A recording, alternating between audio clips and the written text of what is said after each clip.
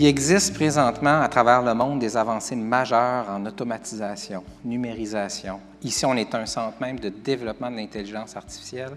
Et ce qu'on peut prévoir, c'est que ça va amener beaucoup d'innovations qui vont remplacer l'humain dans le travail. Quelle est l'attitude d'un gouvernement de Québec solidaire par rapport à cette innovation-là?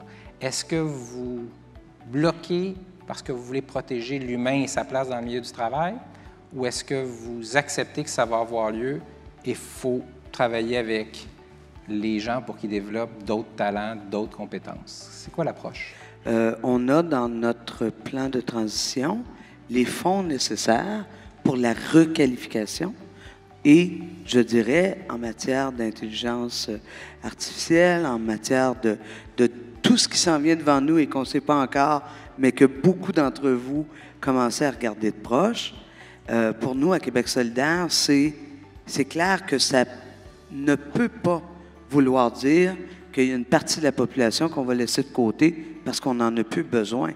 Au contraire, tout le monde a un rôle à jouer dans la société. Tout le monde a besoin d'un revenu minimum garanti.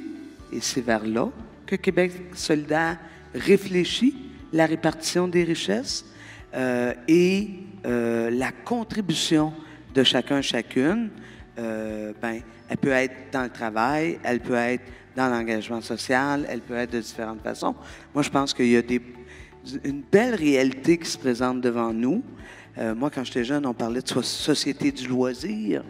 Hein, c'était supposé d'arriver à la fin des années 90, début 2000. Et les gens n'ont jamais autant travaillé, mais ceux qui ne travaillent pas sont vraiment pauvres, par exemple. Fait que moi, je ne voudrais pas que ça aille vers là. Pour moi, ça serait un échec humanitaire.